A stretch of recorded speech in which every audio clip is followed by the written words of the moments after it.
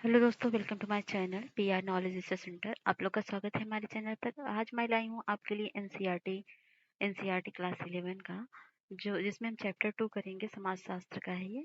तो समाजशास्त्र में प्रयुक्त शब्दावली और संकल्पनाएं एवं उनका उपयोग हम पढ़ेंगे। काफी इंटरेस्टिंग चैप्टर होने वाला है ये।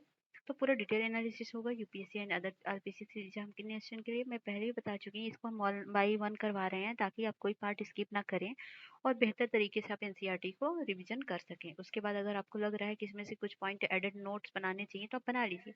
बाकी सब तो स्टोरीज की तरह है, आप समझ जाइए एक बार तो नोट्स बनाने में आपको काफ़ी इजीली हेल्प मिलेगी। ठीक है, तो चलिए स्टार्ट करते हैं हम। समाज शास्त्र में प्रयुक्त शब्दावली और संकल्पनाएं और उनका उपयोग क्या क्या होता है। तो मेरा नाम प्रिया है, आप जानते ही होंगे। तो अगर आप नए बने हैं हमारे channel, please like share subscribe जरूर कर दीजिएगा, क्योंकि आपके सब्सक्राइबर से, आपके लाइक से हमको मोटिवेशन मिलता है और हम बहुत तरह की अच्छी अच्छी आपके लिए कंटेंट ला पाते हैं। तो चलिए लेट्स स्टार्ट।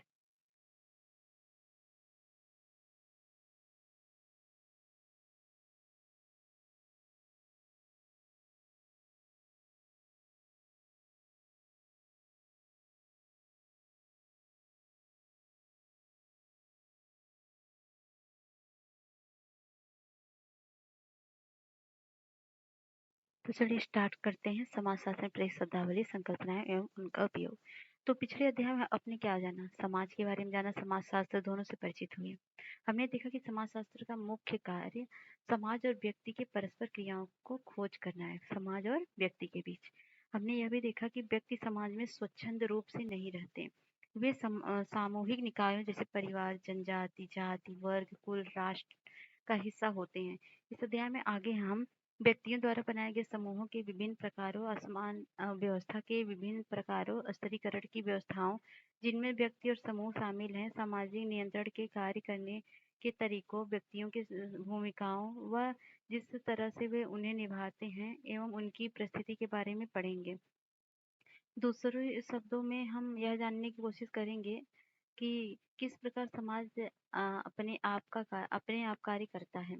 क्या सामंजस्यपूर्ण है या अथवा विरोधाग्रस्त है?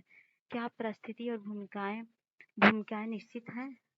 तो सामाजिक नियंत्रण किस प्रकार कार्य करता है? किस प्रकार की असमानताएं मौजूद हैं? अभी भी ये प्रश्न रह जाता है कि इसे समझने के लिए हमें विशिष्ट शब्दावलियों और संकल्पनाओं की आवश्यकता क्यों होती है। समाजशास्त्र के लिए विशिष्ट शब्दावली की आवश्यकता क्यों पड़ती है, जबकि हम अपने दैनिक जीवन में परिस्थिति एवं भूमिका या सामाजिक नियंत्रण जैसे शब्दों का प्रयोग करते हैं। किसी विषय के लिए, जैसे नाभिकीय भौतिकी, उन पदार्थों से संबंध रखता है जिन्हें संभाव्यतः लोग नहीं जानते तथा जिनके लिए सामान्य भाषा में कोई शब्द नहीं है। यह आवश्यक है कि किस विषय की अपनी एक शब्दावली हो। तथापि समाजशास्त्र के लिए ये शब्दावली और भी महत्वपूर्ण है, सिर्फ इसलिए कि इसकी विषय वस्तु परिचित है और सिर्फ इसलिए कि इसे दर्शाने के लिए शब्द मौजूद हैं। हम अपने आसपास की सामाजिक संस्थाओं से इतने अच्छी तरह परिचित हैं कि उन्हें स्पष्ट और बारीकी से नहीं देख सकते। ये बर्जर ने कहा था 1976। उदाहरण के लिए हम ये सोच सकते हैं कि चूंकि हम परिवारों में रहते हैं, इसलिए हम परिवारों के बारे में सब कुछ जानते हैं। इसका मतलब शास्त्रीय ज्ञान को सामान्य बौद्धिक ज्ञान या प्राकृतिक व्याख्या, जिनकी चर्चा हमने अध्याय 1 में की है, के समांतर रखने जैसा होगा। पिछले अध्याय में हमने यह भी देखा कि किस प्रकार ये विषय के रूप में समाजशास्त्र की एक जीवनी या इतिहास है। हमने देखा कि किस प्रकार भौतिक और बौद्धिक विकास में समाजशास्त्री दृष्टिकोण और इसके सरोकार को आकार दिया। इसी तरह समाजशास्त्री संकल्पनाओं की भी एक कहानी। बहुत सी संकल्पनाएं सामाजिक चिंतकों के उन सामाजिक परिवर्तनों को समझने और उनका खाका खींचने की चिंता दर्शाती है, जो कि पूर्ण आधुनिक समय से लेकर आधुनिक समय तक समय अंतराल बने हुए हैं। उदाहरण के लिए समाजशास्त्रियों को प्रेक्षण है कि सरल, छोटे और परंपरागत समाजों में घनिष्ठ, अक्सर आमने सामने की अंतःक्रिया होती है। आधुनिक बड़े समाजों में औपचारिक एक मिनट में कुछ चेक कर रही थी। ओके। औपचारिक अंतःक्रिया होती है, इसलिए उन्होंने प्रारंभिक समूहों को द्वितीयक से और सामूहिक समुदाय को समाज या संघ से पृथक किया। दूसरी अन्य संकल्पनाएं जैसे स्तरीकरण समाजशास्त्रियों की समाज समूहों के मध्य की संरचनात्मक असमानताओं को समझने के सरोकारों को प्रतिबंधित करते हैं और समूह होते हैं।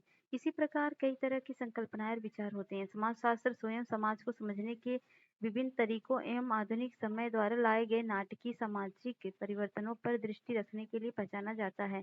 हमने देखा कि किस प्रकार समाजशास्त्र के उद्गम के आरंभिक चरणों में भी समाज के बारे में प्रतिद्वंदी और विरोध समझ थी। यदि कार्ल मार्क्स के लिए वर्ग संघर्ष समाज को समझने की मुख्य संकल्पनाएं थी, तो एमिल दुर्कहाइम के लिए सामाजिक एकता और सामूहिक चेतना मुख्य शब्द थे। द्वितीय विश्व युद्ध के बाद समाजशास्त्र संरचनात्मक प्रकार्यवादियों से बहुत प्रभावित हुआ, जिन्होंने समाज को महत्वपूर्ण रूप से सामंजस्यपूर्ण पाया। उन्होंने समाज की तुलना एक जीव से करना लाभदायक समझा, जिसमें सभी अंगों को समग्र को बनाए रखने के लिए एक निश्चित कार्य करना होता है। दूसरे विशेषकर कार्ल मार्क्सवाद से प्रभावित संघर्षवादी सिद्धांतकारों ने समाज को विशेष रूप से विरोधग्रस्त पाया। समाजशास्त्र में कुछ लोगों ने व्यक्तियों जैसे सूक्ष्म अंतःक्रियाओं से शुरुआत कर मानवीय व्यवहार को समझने की कोशिश की। दूसरे ने बृहद संरचनाओं जैसे वर्ग, जाति, बाजार, राज्य अथवा समुदाय से भी शुरुआत की। परिस्थिति और भूमिका जैसी संकल्पनाएं व्यक्ति के साथ आरंभ होती हैं। सामाजिक नियंत्रण या स्तरीकरण जैसी संकल्पनाएं विस्तृत संदर्भ में आरंभ होती हैं, जिनमें व्यक्तियों का स्थान पहले से ही तय होता है। महत्वपूर्ण मुद्दा यह है कि ये वर्गीकरण और प्रकार जिनकी चर्चा हम समाजशास्त्र में करते हैं, हमारी मदद करते हैं और ये वास्तविकता को समझने के साधन है। ये समाज को समझने के ताले की चाबी है। हमारी समझने की प्रक्रिया में ये प्रारंभिक बिंदु हैं, अंतिम उत्तर नहीं। पर क्या क्या हो यदि इन चाबियों पर जंग लग जाए, या ये मुड़ जाए, या ये ताले में ना जा पाए, या प्रयासों के बाद ताले में जा पाए। इन परिस्थितियों में हमें चाबी को बदलने की या सुधारने की आवश्यकता पड़ती है। समाजशास्त्र में हम संकल्पनाओं और वर्गीकरण का प्रयोग करते हैं और साथ-साथ इनको निरंतर जांचते भी हैं।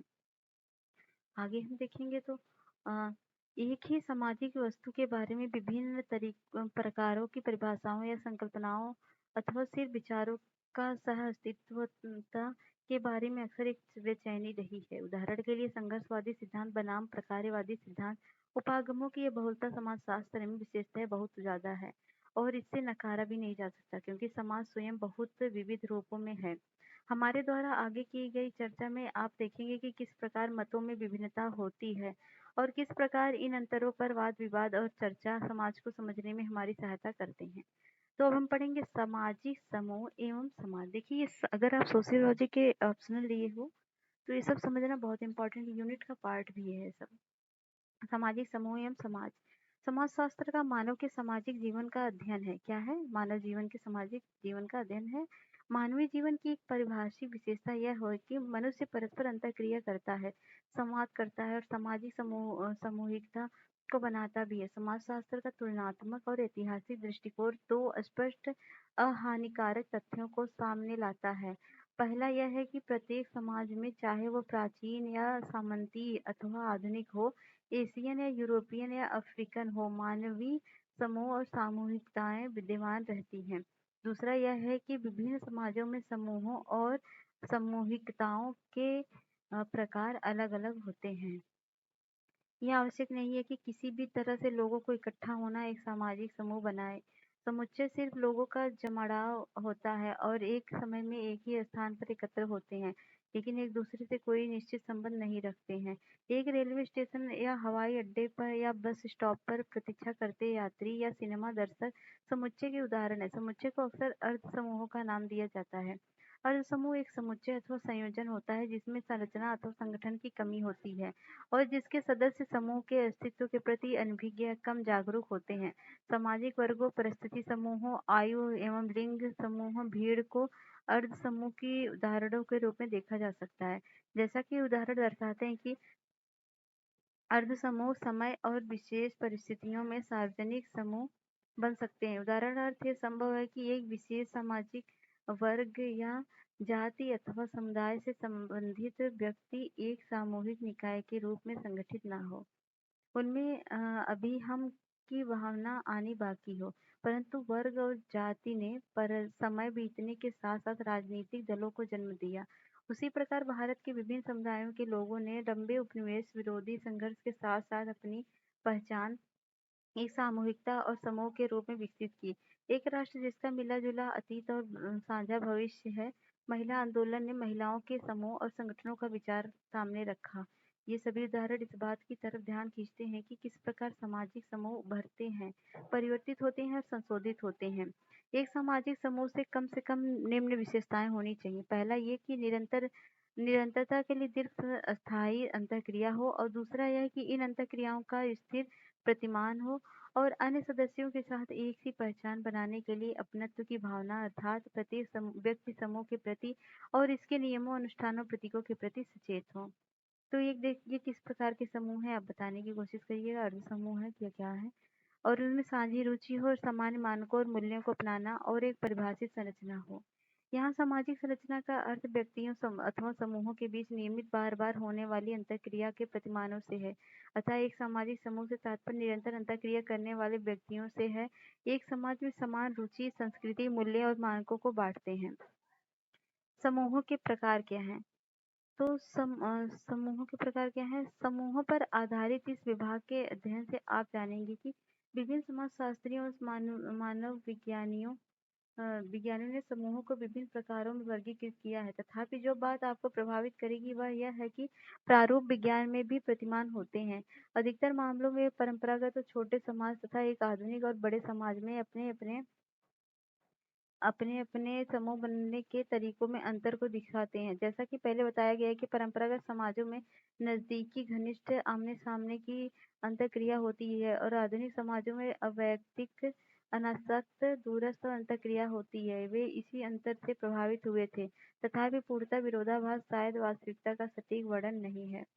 प्राथमिक और द्वितीय सामाजिक समूह कौन है? तो वे सभी समूह जिनमें हम संबंधित होते हैं हमारे लिए समान रूप से महत्वपूर्ण नहीं होते हैं। कुछ समूह हमारे जीवन के कई पक्षों को प्रभावित करते हैं और हमें दूसरों के व्यक्तिगत साझा एक मिनट ये होता रहता है, आदत हो गई है मेरी, तो इसको सॉल्व करेगी। एनीवे स्टार्ट करते हैं। हाँ, तो प्राथमिक समूह हम जहाँ क्या होता है फिर से कर लेते हैं। वे सभी समूह जिनमें हम संबंधित होते हैं और हमारे लिए समान रूप से महत्वपूर्ण नहीं होते हैं। क्या? समान रूप से महत्वपूर्ण नहीं होते हैं। कुछ समूह हमारे जीवन के कई पक्षों को प्रभावित करते हैं और दूसरे को व्यक्तिगत साहचर्य में लाते हैं। प्राथमिक समूह से तात्पर्य लोगों के ऐसे छोटे समूह से जो घनिष्ठ, आमने सामने के मेल मिलाप और सहयोग द्वारा जुड़े होते हैं। प्राथमिक समूहों के सदस्यों में एक दूसरे से संबंधित होने की भावना होती है। परिवार, ग्राम, मित्रों के समूह को प्राथमिक समूह के उदाहरण कहते हैं। और द्वितीय समूह आकार में अपेक्षाकृत बड़े होते हैं। उनमें औपचारिक और वैयक्तिक संबंध होते हैं। प्राथमिक समूह व्यक्ति उन्मुख होते हैं, जबकि द्वितीयक समूह लक्ष्य उन्मुख विद्यालय, सरकारी कार्यालय, अस्पताल, छात्र संघ और द्वितीय समूह के उदाहरण हैं। समुदाय एवं समाज अथवा संघ तो पुराने परंपरागत और कृषक जीवन की एक नए आधुनिक और शहरी जीवन से उनके विभिन्न सामाजिक संबंधों में एक मिनट फिर से हो रहा है यार, चलिए कोई नहीं, मैनेज करते हैं। तो परंपरागत कृषक जीवन की नए आधुनिक और शहरी जीवन में उनके विभिन्न सामाजिक संबंधों और जीवन शैली के आधार की तुलना करने के का विचार शास्त्री समाजशास्त्रियों के लेखन की ओर ले जाता है। समुदाय से तात्पर्य उन मानव संबंधों से है जो बहुत अधिक व्यक्तिगत, घनिष्ठ और चिरस्थायी होते हैं, जहाँ एक व्यक्ति की भागीदारी सच्चे मित्रों अथवा एक सुगठित समूह में भले ही परिवार जितनी नहीं परंतु महत्वपूर्ण होती है। इन दो प्रकार के समूहों के बारे में आप देख सकते हैं। तो अगला है अंतः समूह एवं बाह्य समूह क्या होता है। संबंधित हो तो अंतः समूह और बाह्य समूह संबंधित होने की भावना अंतः समूह की पहचान बनाती है। यह भावना हमको उन्हें और वे से अलग करती है। एक स्कूल में पढ़ने वाले बच्चे उस स्कूल में नहीं पढ़ने वाले बच्चों के विरुद्ध एक अंतर समूह बना सकते हैं। क्या आप ऐसे किन्हीं दूसरे समूह के बारे में सोच सकते हैं? इसके विपरीत एक बाह्य समूह वह समूह होता है जिसमें एक अंतर समूह के सदस्य संबंधित नहीं होते हैं। एक बाह्य समूह के सदस्यों को अंतर समूह के सदस्यों की ओर से प्रतिकूल व्यवहार का सामना करना पड़ सकता है। प्रवासियों को अक्सर बाह्य समूह माना जाता है, हालांकि यह भी कौन संबंधित है और कौन संबंधित नहीं है, वास्तविक परिभाषा समय और सामाजिक संदर्भों के साथ बदलती रहती है। तो समाज और संघ का तात्पर्य हर तरह के समुदाय और के विपरीत है।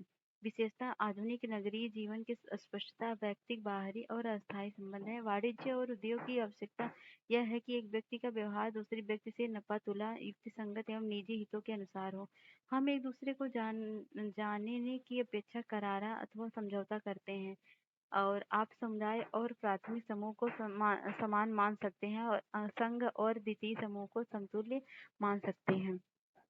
तो प्रख्यात समाजशास्त्री एम.एन. श्रीनिवास ने 1948 में रामपुरा में जनगणना करते समय देखा कि किस प्रकार नए और पुराने प्रवासियों के बीच भेदभाव किया गया था।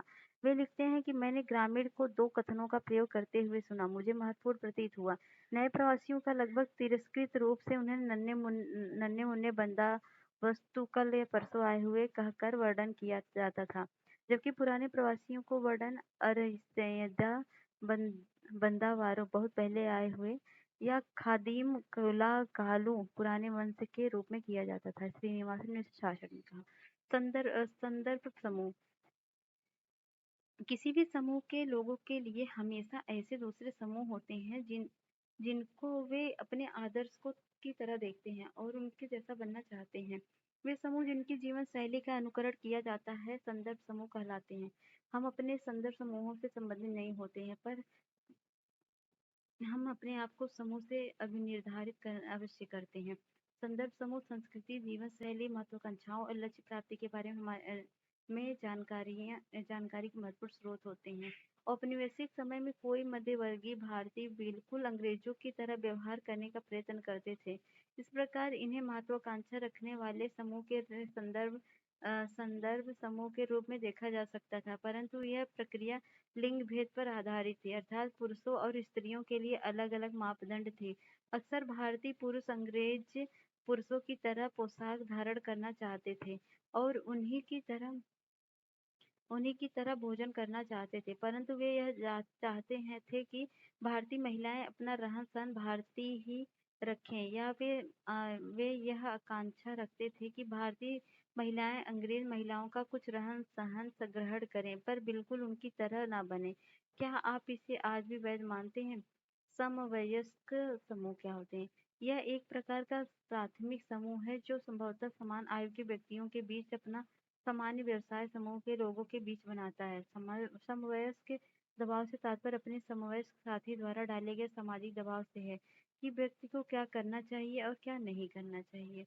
सामाजिक स्तरीकरण क्या है? तो सामाजिक स्तरीकरण से तात्पर्य भौतिक या प्रतीकात्मक लाभों तक पहुंच के आधार पर समाज में समूहों के बीच की संरचनाओं और समानताओं के अस्तित्व से है। अतः स्तरीकरण को सरलतम शब्दों में लोगों के विभिन्न समूहों के बीच की संरचनात्मक असमानताओं के रूप में परिभाषित किया जा सकता है। अक्सर सामाजिक स्तरीकरण की तुलना धरती की सतह में चट्टानों की परतों से की जाती है। समाज की यह अधिक्रम, जिसमें कई परतें शामिल हैं, के रूप में देखा जा सकता है। इस अधिक्रम में अधिक कृपा पात्र शीर्ष पर और कम सुविधा पात्र तल के निकट होते हैं। समाज के संगठन में स्तरीकरण का महत्वपूर्ण स्थान होने के कारण शक्ति और लाभ की असमानता समाजशास्त्र में केंद्रीय है। प्रत्येक व्यक्ति और प्रत्येक गृह के जीवन का प्रत्येक पक्ष स्तरीकरण के प्रभाव से होता है। स्वास्थ्य, दीर्घायु, सुरक्षा, शैक्षणिक सफलता, कार्य में उपलब्धि, राजनीतिक प्रभाव, यह सभी अवसर व्यवस्थित तरीकों से असमान रूप से वितरित हैं। मानव समाजों में ऐतिहासिक रूप में स्तरीकरण की 4 मूल व्यवस्थाएं मौजूद रही हैं: दासता, जाति, स्टेट, वर्ग। दास प्रथा असमानता का चरम रूप है, जिसमें वास्तव में कुछ व्यक्तियों पर दूसरों का अधिकार होता है। यह छुटपुट रूप से कई कालों और स्थानों पर मौजूद रही, परंतु दास प्रथा के 2 प्रमुख उदाहरण हैं: प्राचीन ग्रीस और रोम तथा 18वीं और 19वीं शताब्दियों में संयुक्त राष्ट्र अमेरिका और दक्षिणी राज्य एक औपचारिक संस्था के रूप में दास प्रथा को धीरे धीरे जड़ से उखाड़ा गया। परंतु हमारे यहाँ अभी भी बंधुआ मजदूरी पाई जाती है, यहाँ तक कि उसमें बच्चे भी शामिल हैं। स्टेट सामंतवादी यूरोप की विशेषताएं थी। हम यहाँ स्टेट का विस्तृत वर्णन नहीं करेंगे, परंतु सामाजिक स्तरीकरण की व्यवस्थाओं के रूप में जाति और वर्ग का बहुत ही संक्षिप्त रूप से उल्लेख करेंगे। सामाजिक स्तरीकरण के आधार के रूप में वर्ग, जाति, लिंग के बारे में अगली पुस्तक हम में पढ़ेंगे। तो जाति क्या होती है? जाति पर आधारित स्तरीकरण व्यवस्था में व्यक्ति की पूरी स्थिति तरह से जन्म द्वारा मिली हुई परिस्थिति या आधारित होती है, ना कि उन पदों पर जो व्यक्ति ने अपने जीवन में प्राप्त किए होते हैं। कहने का तात्पर्य यह नहीं है कि एक वर्ग समाज में उपलब्धि पर कोई योजनाबद्ध प्रतिबंध नहीं होता, जो कि प्रजाति और लिंग सरीखी प्रदत्त परिस्थिति पर थोपा जाता है। हालांकि एक जातिवादी समाज में जन्म द्वारा प्रदत्त परिस्थिति एक व्यक्ति की स्थिति को एक वर्ग समाज की तुलना में ज्यादा पूर्ण ढंग से परिभाषित करता है। परंपरागत भारत में विभिन्न जातियों सामाजिक श्रेष्ठता का अधिक्रम बनाती थी। जाति संरचना में प्रत्येक स्थान दूसरों के संबंध में इसकी शुद्धता और पवित्रता के द्वारा परिभाषित था। इसके पीछे विश्वास था कि पुरोहित जाति ब्राह्मण, जो कि सबसे अधिक पवित्र हैं, बाकी शब्द से श्रेष्ठ हैं, और पंचम, जिनको कई बार बाह्य जाति कहा गया, सबसे निम्न है। परंपरागत व्यवस्था को सामान्यतः ब्राह्मण, क्षत्रिय, वैश्य और शूद्र के 4 वर्णों के रूप में संकल्पित किया गया है। वास्तविकता में व्यवसाय आधारित अनगिनत जाति समूह होते हैं, जिन्हें जाति कहा जाता है। भारत में जाति व्यवस्था में समय के साथ साथ बहुत से परिवर्तन आए। कथित उच्च जातियों की पवित्रता को बनाए रखने के लिए अंतः विवाह और अनुष्ठान में कथित निम्न जाति के सदस्यों की अनुपस्थिति बहुत आवश्यक मानी जाती थी।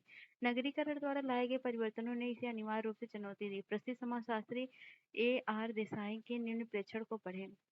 भारत में नगरीकरण के दूसरे सामाजिक प्रभाव पर उनकी टिप्पणी इस प्रकार है। आधुनिक उद्योग आधुनिक शहरों को अस्तित्व में लाए, जो सर्वदेशी होटलों, रेस्तरां और रंगमंचों, ट्रामों, बसों, रेलों में मधुमक्खी के छत्ते की तरह भरे पड़े थे। विशुद्ध होटल और रेस्तरां, जिन्हें वेतनभोगियों और मध्यम वर्ग के लिए बनाया गया था, शहरों में सभी जातियों और मतों के लोगों से भर गए। ट्रेनों और बसों में व्यक्ति अक्सर निम्न वर्ग के व्यक्तियों के साथ सफर करते हैं। तथापि यह नहीं माना जाना चाहिए कि जाति लुप्त हो गई है, देसाई ने 1975 में कहा। हालांकि परिवर्तन हुआ था, परंतु भेदभाव को दूर करना इतना आसान नहीं था, जैसा कि उपरोक्त कथन कहता है। मिल में उसी प्रकार का खुला भेदभाव ना हो जैसा कि गांव में होता है, परंतु निजी अंतःक्रिया के अनुभव दूसरी कहानी बताते हैं। परमार्थ ने देखा, वे हमारे हाथों से पानी भी नहीं पीते हैं और हमसे व्यवहार करते समय कई बार गाली गलौज वाली भाषा का प्रयोग करते हैं। ये इसलिए है क्योंकि वे यह महसूस करते हैं कि विश्वास रखते हैं कि श्रेष्ठ हैं।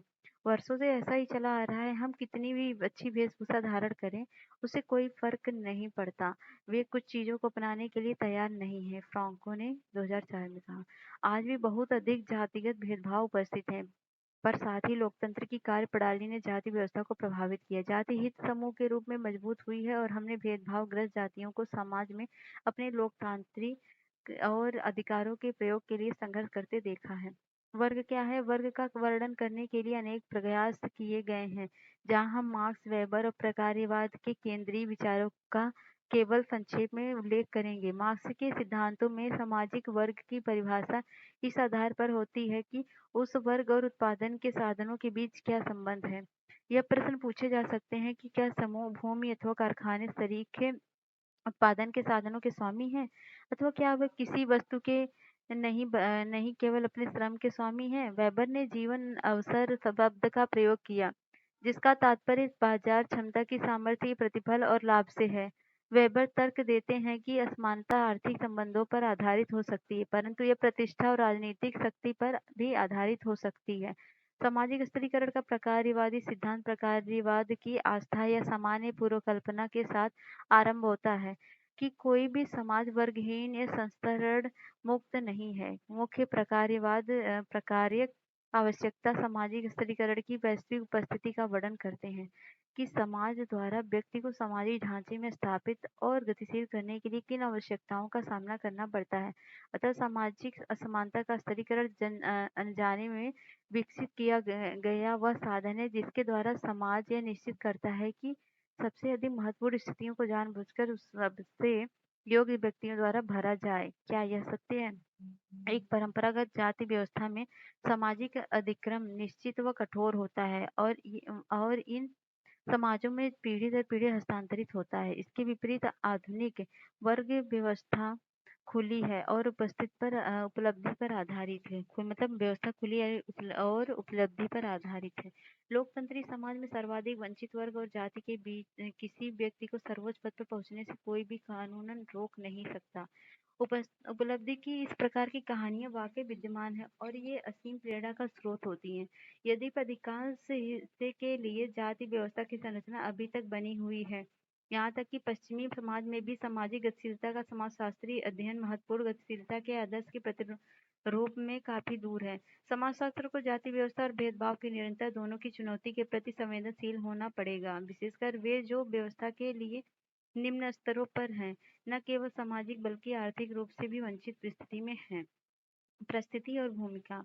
इन दो संकल्पनाओं परिस्थिति और भूमिका को अक्सर युगल संकल्पनाओं की तरह देखा जाता है। परिस्थिति समाज या एक समूह में एक स्थिति है। प्रत्येक समाज और प्रत्येक समूह में एक ऐसी स्थितियां होती हैं और इसके प्रत्येक व्यक्ति ऐसी कई स्थितियों पर अधिकार रखता है। अतः परिस्थिति से तात्पर्य सामाजिक स्थिति है और इन स्थितियों से जुड़े निश्चित अधिकारों और कर्तव्यों से है। उदाहरण के लिए माँ की एक परिस्थिति होती है जिसमें आचरण के कई मानक होते हैं और साथ ही निश्चित जिम्मेदारियां और विशेषाधिकार भी होते हैं। भूमिका परिस्थिति का सक्रिय और व्यवहारात्मक पक्ष है। परिस्थितियां ग्रहण की जाती हैं एवं भूमिकाएं निभाई जाती हैं। हम यह कह सकते हैं कि परिस्थिति एक संस्थागत भूमिका है। यह वह भूमिका है जो समाज में या समाज के विशेष संघों में से किसी में भी नियमित मानकी और औपचारिक बन चुकी है। यह सुस्पष्ट होना चाहिए कि एक आधुनिक जटिल समाज में, जैसा कि हमारा समाज, एक व्यक्ति अपने जीवन में कई विभिन्न परिस्थितियों को ग्रहण करता है।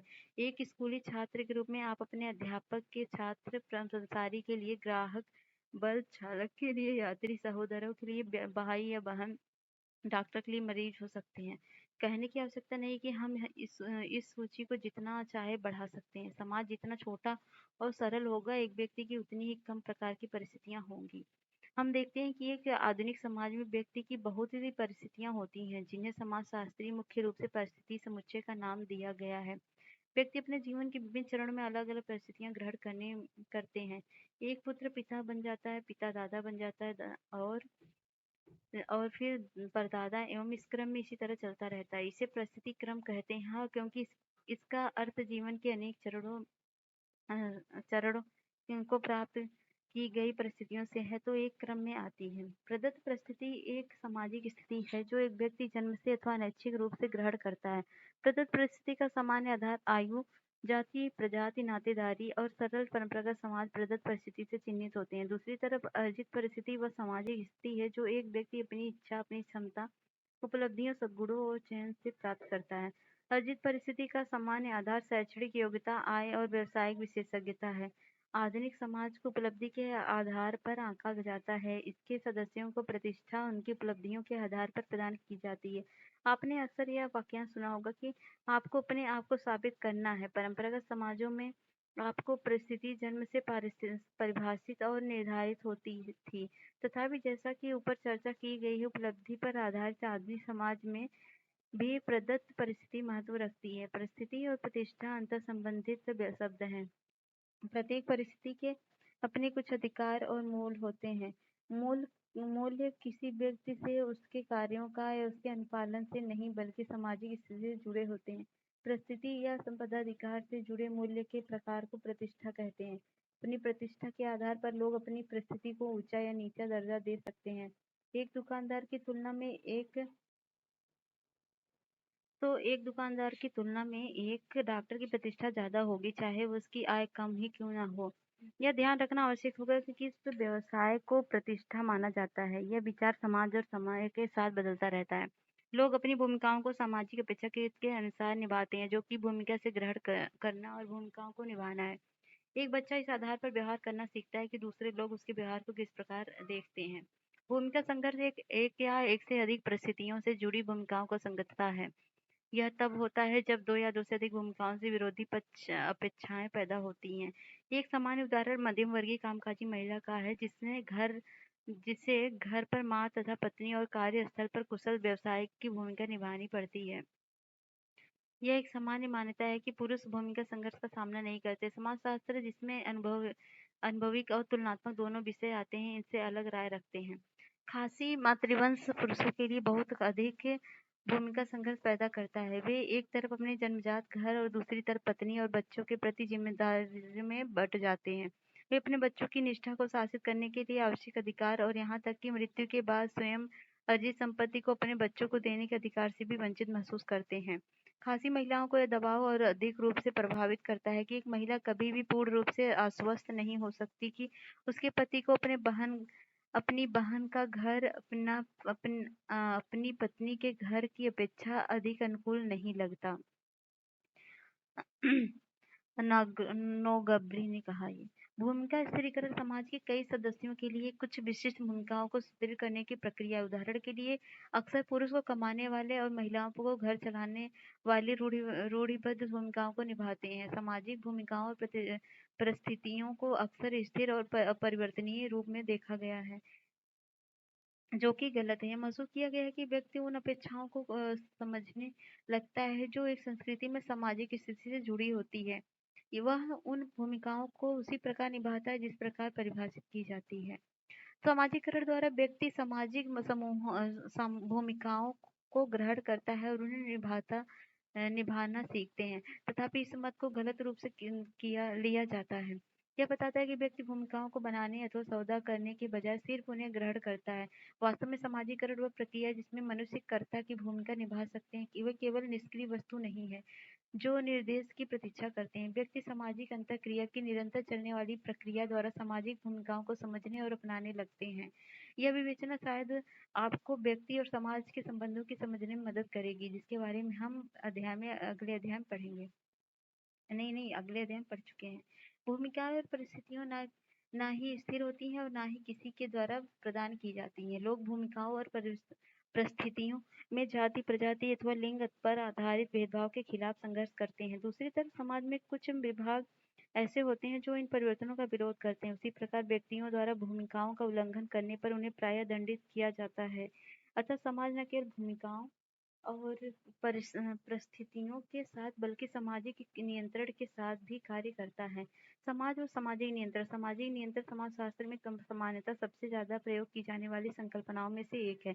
इसका तात्पर्य उन अनेक साधनों से है जिसके द्वारा समाज अपने दंड या उपद्रवी सदस्यों को पुनः राह पर लाता है।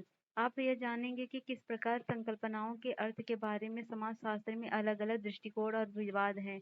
आप ये भी जानेंगे कि प्रकारवादी समाजशास्त्रियों ने समाज को विशेष रूप से सामंजस्यपूर्ण समझा और विरोधी समाजशास्त्रियों ने समाज को मुख्य रूप से असमान, असंगत और अत्याचारी समझा।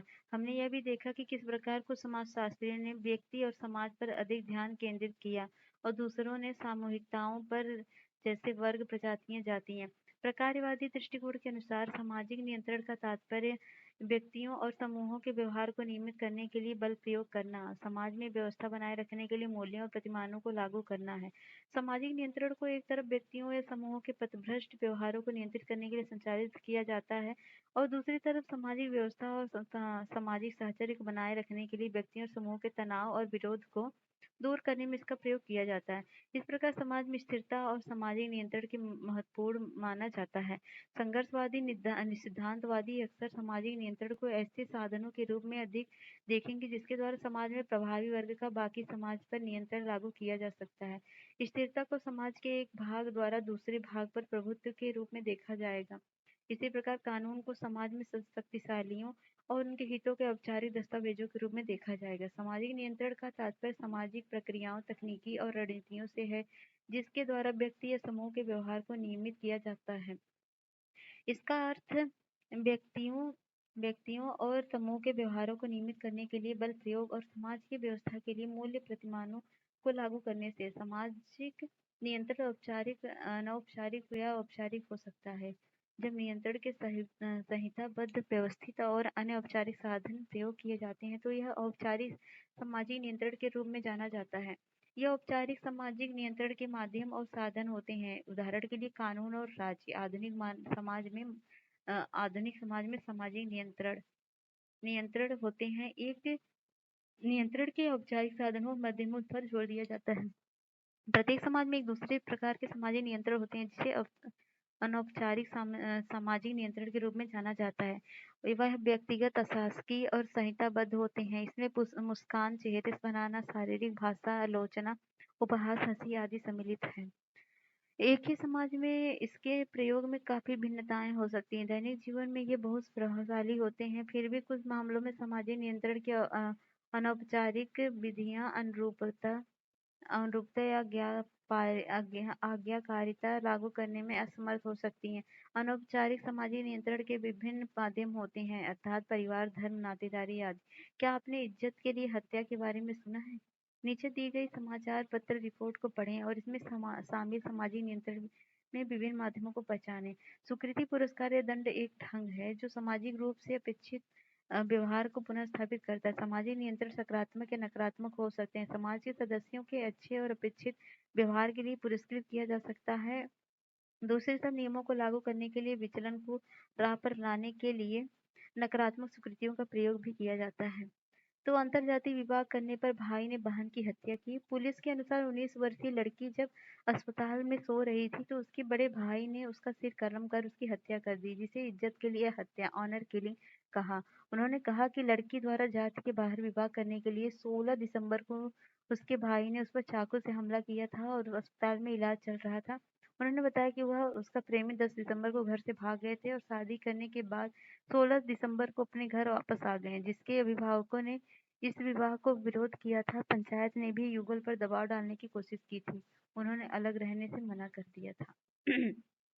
विचलन का अर्थ उन क्रियाओं से है जो समाजीय समूह के अधिकतर सदस्यों के मूल्यों के आदर्शों के अनुसार नहीं होती। विचलन को मोटे तौर पर विभिन्न संस्कृतियों या उप संस्कृतियों में अंतर करने वाले मानकों और मूल्यों के रूप में जाना जाता है। इसी प्रकार विचलन के विचार को एक समय से दूसरे समय में चुनौतियां मिलती हैं और ये परिवर्तित होते रहते हैं। उदाहरण के लिए एक ही समाज में अंतरिक्ष यात्री बनने का इच्छा रखने वाली महिला को एक समय में तो विचलन माना जाता है, दूसरे समय में उसी समाज में उसकी प्रशंसा की जाएगी। आप पहले की जानते हैं कि समाजशास्त्र किस प्रकार के समान बौद्धिक ज्ञान से भिन्न है। इस अध्याय में चर्चा की गई विशिष्ट शब्दावलियों और संकल्पनाएं समाज की समाजशास्त्रीय समझ की बढ़ाने में आपको मदद करेगी। तो कैसा लगा पूरा समझ के आपको पूरा का पूरा जो जो समझा आपने अभी तक, तो ये इसको आप बताइए जरूर। यहाँ पर शब्दावली कुछ दी गई है, जैसे विरोधी सिद्धांत।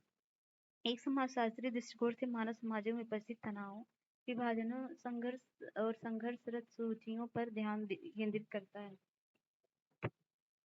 संघर्षवादी सिद्धांतकार मानते हैं कि समाज में संसाधनों की कमी और उनका मूल्य विरोध उत्पन्न करता है, क्योंकि समूह उन संसाधनों पर पहुंच और नियंत्रण स्थापित करने के लिए संघर्ष करता है। कई संघर्षवादी सिद्धांतकार मार्क्स के लेखन से अत्यधिक प्रभावित हुए हैं। प्रकार्यवाद एक सैद्धांतिक दृष्टिकोण जो इस धारणा पर आधारित है कि सामाजिक घटनाओं को उन कार्यों के रूप में सबसे अच्छी प्रकार से स्पष्ट किया जा सकता है जो निभाते हैं, अर्थात समाज की निरंतरता में वे जो योगदान करते हैं एवं एक जटिल व्यवस्था के रूप में समाज को जिसके विभिन्न भाग एक दूसरे के साथ कार्य करते हैं को समझने की आवश्यकता है। एक व्यक्ति या समूह के चरित्र की विशेषताएं जो ये बताती है कि वे कौन है और उनके लिए क्या अर्थपूर्ण है। पहचान के कुछ स्रोत हैं: लिंग, राष्ट्रीयता या प्रजातीयता, सामाजिक वर्ग, उत्पादन के साधन, वे साधन जिनके द्वारा समाज में भौतिक वस्तुओं का उत्पादन किया जाता है और जिनमें न केवल तकनीकी बल्कि उत्पादकता को परस्पर सामाजिक संबंध भी सम्मिलित है। व्यष्टि समाजशास्त्र और समष्टि समाजशास्त्र, आमने सामने अंतरक्रिया की परिस्थिति में प्रतिदिन के व्यवहार का अध्ययन सामान्यतः व्यष्टि समाजशास्त्र कहलाता है। व्यष्टि समाजशास्त्र में विश्लेषण व्यक्तिगत स्तर या छोटे समूहों में होता है और समष्टि समाजशास्त्र में भिन्न जिनका सरोकार बड़ी सामाजिक व्यवस्था के में होता है, जैसे राजनीतिक व्यवस्था और आर्थिक व्यवस्था। और हालांकि ये भिन्न दिखाई देते हैं पर ये घनिष्ठ रूप से संबंधित होते हैं। जन्म संबंधी, किसी के जन्म स्थान या जन्म काल से संबंधित। मानक क्या होता है? व्यवहार के नियम जो एक संस्कृति के मूल्यों को प्रतिबंधित करते हैं और उसे मूर्त रूप से रूप देते हैं या व्यवहार के लिए दिए गए प्रकार को सुझाते या वर्जित करते हैं। मानकों के पीछे हमेशा एक दूसरे के प्रकार की स्वीकृति होती है और अनौपचारिक निंदा के से शारीरिक दंड या प्राणदंड में बदलती रहती है। स्वीकृति, पुरस्कार या दंड की प्रणाली जो सामाजिक रूप से अपेक्षित व्यवहार को पुनर्स्थापित करती है। तो ये पूरा क्वेश्चन आंसर है, इसको करने की ट्राई करिएगा। कैसा लगा ये बताइएगा जरूर। पूरा का सब पूरा शब्दावली एक दो बार आप रिवीजन करिए। इस वीडियो को 2-4 बार तो देख ही लीजिए जिससे आपका कॉन्सेप्ट क्लियर हो जाए। चलिए मिलते हैं नेक्स्ट वीडियो में, तब तक विजय हिंद, जय भारत। जाने से पहले हमारे चैनल को लाइक शेयर सब्सक्राइब जरूर करें।